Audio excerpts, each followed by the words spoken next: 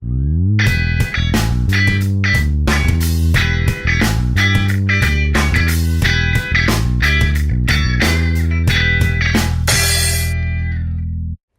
eu vou falar de uma propriedade que é importantíssima. É que a gente, com certeza, maior quantidade de vezes vai usar para calcular limite de sequências. Eu vou conectar limite de sequências com limite de funções. E a hora que eu fizer isso, aí todas as técnicas de limite de funções vão poder ser importadas para limites de sequências. Isso vai ser fortíssimo para a gente. Então, deixa eu organizar isso. Então, isso é um teorema.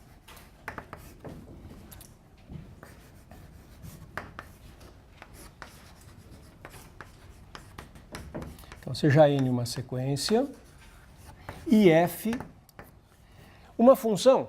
Nesse enunciado que eu vou colocar aqui, eu vou colocar de 1 a mais infinito, cujo domínio vai de 1 a mais infinito. Podia ser de 0 a mais infinito, se eu quisesse começar a minha sequência com A0.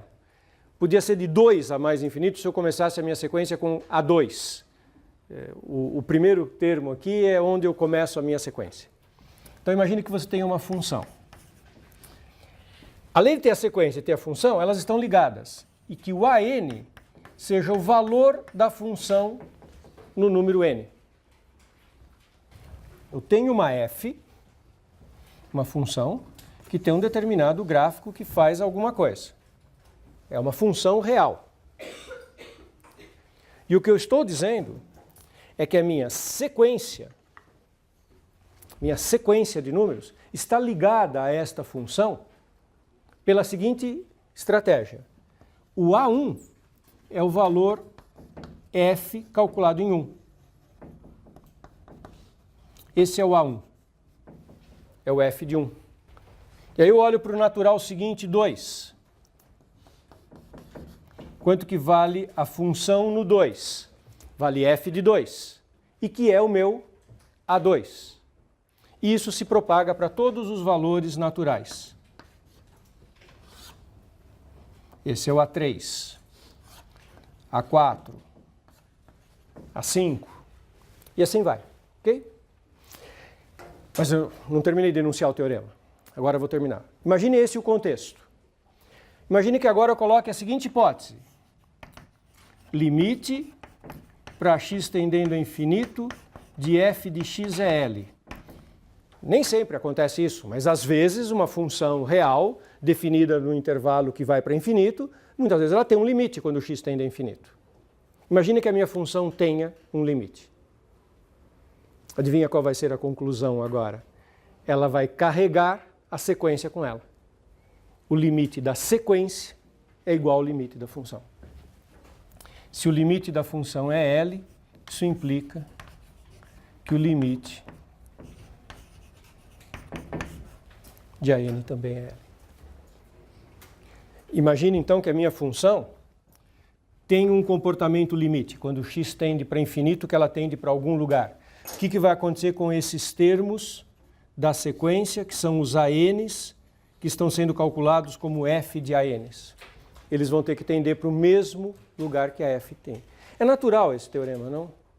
Se a f, que ela é da variável real, se a f que carrega todos os valores de x, tem um limite L quando ela tende, o x tende para infinito, só os pontos da sequência sobre o gráfico, os ANs, sobre o gráfico, que são pontos isolados sobre o gráfico, também têm que ser carregados para esse mesmo valor.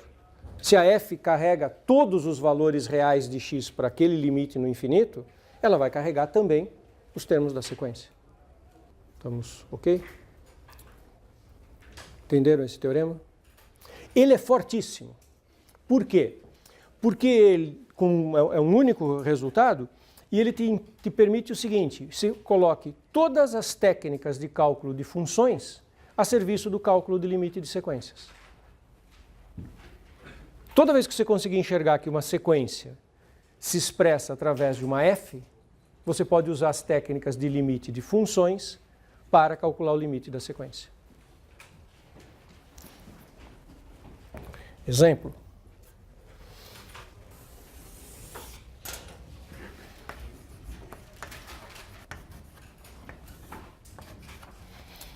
A n é a sequência dada por ln de n sobre n. Ln, logaritmo neperiano, logaritmo de Bézier, que é o logaritmo mais importante que tem, é o que aparece com frequência na natureza. N maior ou igual que 1.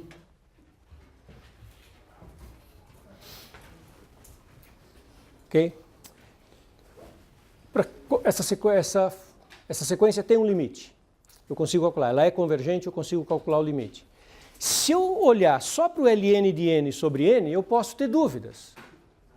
Porque quando n vai para infinito, ln de n vai para infinito, logaritmo de números cada vez maiores vão ficando cada vez maiores, e o n vai para infinito também.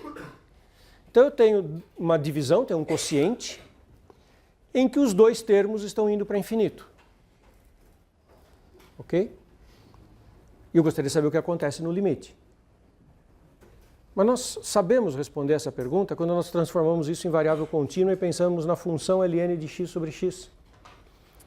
Observe, esta sequência pensa na função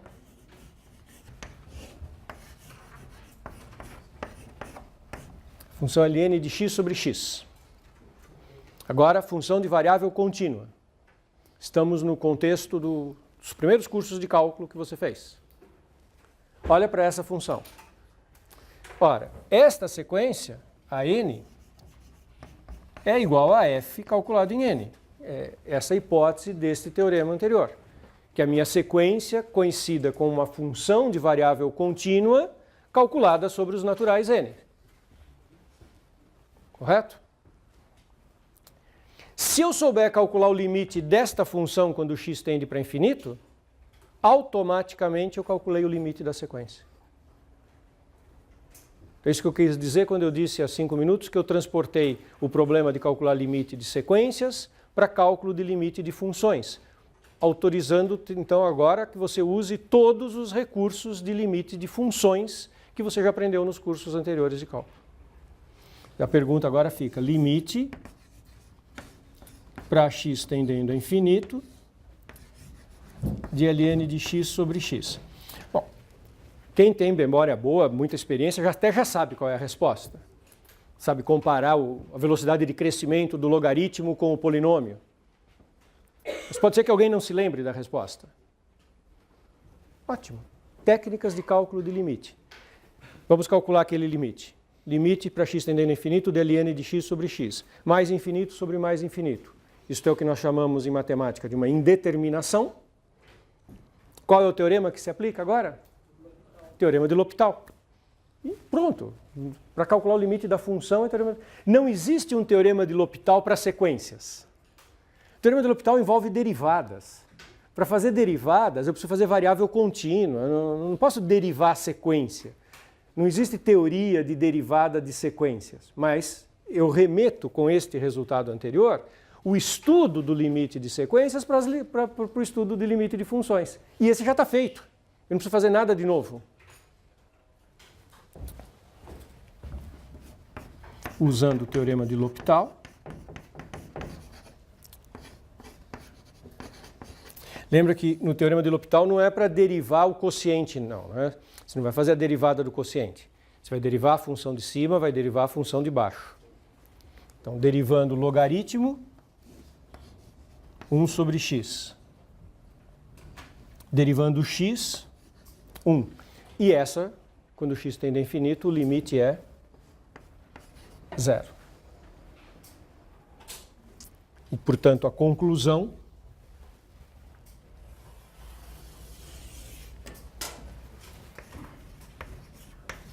é que essa sequência converge a 0.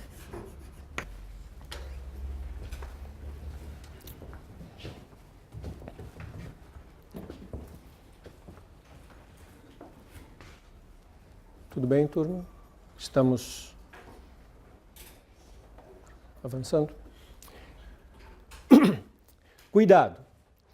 O teorema é só uma implicação. Às vezes, a sequência pode ter um limite e a função não. Ou, em outras palavras, né, linguagem matemática, não vale a recíproca. Você pode ter uma sequência que tem limite, mesmo a função em questão não tendo limite. Vejamos um exemplo disso. Isso é bem simples, mas é importante chamar a atenção.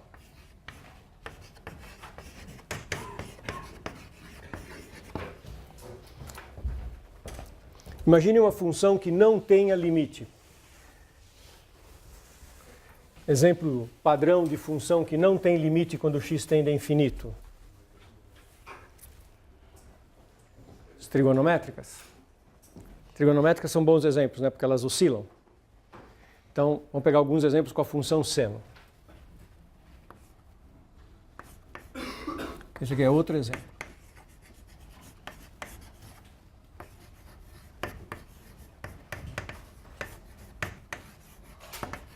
Então, nós sabemos disso. Não existe o limite para x tendendo ao infinito de seno de x. Agora, se você montar uma sequência usando a função seno, pode ser que tenha limite ou não. Porque não dá para concluir, porque a seno não tem limite, que qualquer coisa que eu faça com ela não tenha limite. Por exemplo,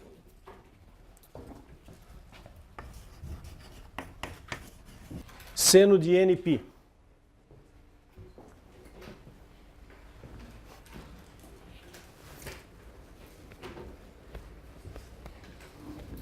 Seno de nπ é um jeito estranho de escrever que sequência? Sequência nula, né? Todos os termos são zero. Então ela tem limite. Converge para zero.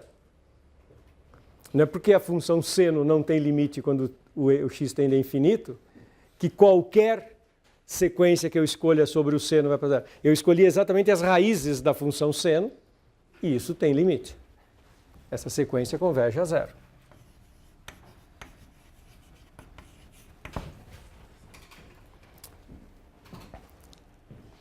Existem sequências definidas em cima do gráfico da seno que não tem limite. Aí depende. Eu acabei de escrever uma alguns minutos atrás.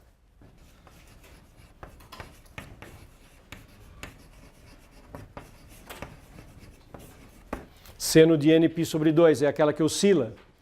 0, 1, 0, menos 1, 0, 1, 0, menos 1. Essa não é convergente. Então, fique bem claro. Como o seno não tem limite, quando o x tende para infinito, eu não posso usar para concluir que a sequência terá limite. Mas não é proibido que ela tenha. Aí fica, cada caso é um caso que tem que ser analisado sem usar a função seno. Oi? Essa última B do seno nπ por 2, ela é divergente, apesar de ser limitada? Sim. A palavra divergente é usada em que contextos, né? Se a coisa vai para mais infinito, para menos infinito ou se ela oscila. Em qualquer caso é divergente. Às vezes é difícil argumentar que uma sequência não converge. Por exemplo, seno de n. Seno de 1, de 2, de 3, de 4, de 5, de 6. O que será que acontece com essa sequência? Essa sequência não é convergente. Ela é divergente. Lembrete, esse 1, 2, 3 que eu estou pondo aqui é grau ou radiano? Radiano. Não existe grau, né? Vocês conhecem?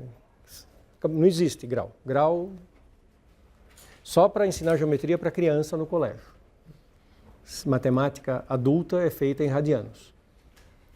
Não tem... E tudo tem a ver com o limite fundamental seno de x sobre x.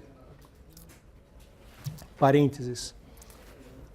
Radianos é o único sistema de medida de ângulos em que o limite fundamental seno de x sobre x é igual a 1. Qualquer outra maneira de medir ângulos, esse limite não é 1. E aí a derivada do seno não é mais o cosseno, porque esse limite aparece no cálculo da derivada do seno. O radiano foi criado no Renascimento, na época do Newton, para fazer cálculo. O grau tinha sido criado na civilização babilônica, sem ter nada a ver com cálculo. Fecha o parênteses. Seno de n não converge e é muito difícil de perceber. Quando você pensa na sequência, os arcos medidos pelos números naturais, na circunferência trigonométrica, eles se colocam de maneira não muito regular. Então é difícil de dizer um argumento matemático do porquê que isso não funciona. Mas fazer o limite da função já não serve para argumentar isso? É exatamente isso que nós estamos discutindo. Ótima intervenção. Não sei se todo mundo ouviu a intervenção. Mas espera aí, mas você não pode usar o limite da função para dizer isso? Não, porque o fato de não existir o limite do seno não impediu que essa sequência convergisse. Impediu? Mas aquela função é diferente da função da sequência. Opa! Tá, você está querendo refinar um pouquinho mais, tudo bem. A sua pergunta é pertinente, mas vamos refinar. Ótimo. Muito boa observação. Se eu entendi, você está chamando a atenção para o seguinte fato. Uma coisa é a função seno de x, outra coisa é a função seno de nx. Ou seria πx. Nenhuma das duas tem limite. Não existe limite para n tendendo a infinito de seno de x. Não existe limite para n tendendo a infinito de seno de πx. Nenhuma das duas tem limite. Agora eu pego cada uma delas e construo uma sequência colocando no lugar do x o n. Então eu construo a sequência AN seno de πn, para usar a mesma notação da outra vez. E eu construo a sequência CN seno de n.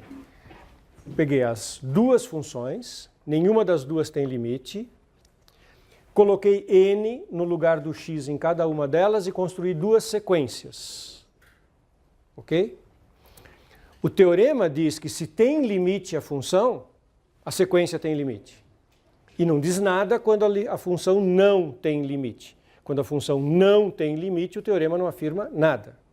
E podem acontecer as duas coisas. Nesses dois casos, a função não tem limite, e no caso da sequência AN, a sequência tem limite, porque ela é constantemente nula, converge a zero, e no caso da CN, ela não tem limite. A lógica do teorema está bem clara? Por que a CN não tem limite? Essa que eu estava dizendo que é um pouco mais sofisticada a redação.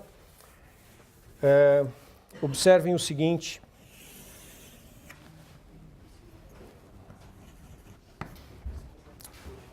Pensa no ângulo π sobre 3 e 2π sobre 3 na circunferência. Pensa no ângulo 4π sobre 3 e 5π sobre 3. De π sobre 3 a 2π sobre 3, o arco tem comprimento π sobre 3. E de 4π sobre 3 a 5π sobre 3, o arco tem comprimento π sobre 3. π sobre 3 é maior do que 1, porque π é maior do que 3. Então, quando eu pegar a sequência dos inteiros, 1, 2, 3, 4, 5, 6, 7, e mandar isso para infinito, eu sempre vou ter números inteiros arbitrariamente grandes que caem aqui. Porque os inteiros não conseguem estar antes do π sobre 3, um deles, e o seguinte depois do π sobre 3. Porque esse intervalo é maior do que 1. Então, quando eu pegar a sequência dos inteiros, os números naturais, 1 radiano está aqui, 2 radianos, 3 radianos, 4 radianos,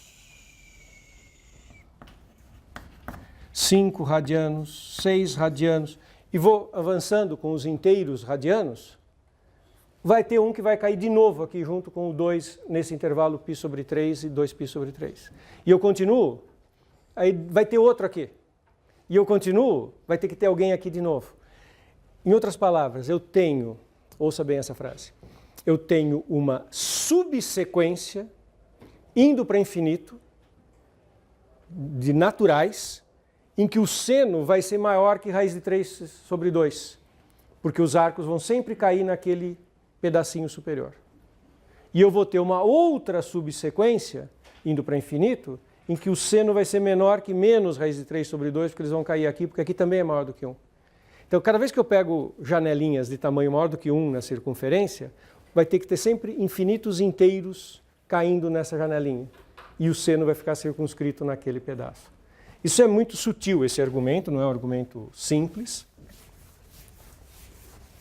mas que ele pode ser resumido na seguinte frase: existem subsequências NI tendendo a infinito com NI maior que π sobre 3 mais 2kπ, menor que 2π sobre 3 mais 2kπ. Então, são números naturais indo para infinito, em que eles sempre caem entre esses dois arcos, em alguma volta, por isso que tem o 2kπ, porque é em alguma volta lá para frente. E, portanto, 3 pontinhos fazendo um triângulo significa portanto. E, portanto, seno de NI maior que raiz de 3 sobre 2. Também existe NJ tendendo a infinito com NJ maior que 4π sobre 3 mais 2kπ, menor que 5π sobre 3 mais 2kπ, e seno de NJ menor que menos raiz de 3 sobre 2. Então, esta sequência não pode convergir para nada, porque ela tem uma subsequência que está sempre maior que raiz de 3 sobre 2 e uma outra que está sempre menor que menos raiz de 3 sobre 2. Não tem como ela se aproximar de nenhum valor finito fixo. É muito sutil esse argumento, né? Não é um argumento fácil de lidar. Mas é importante a lógica do teorema.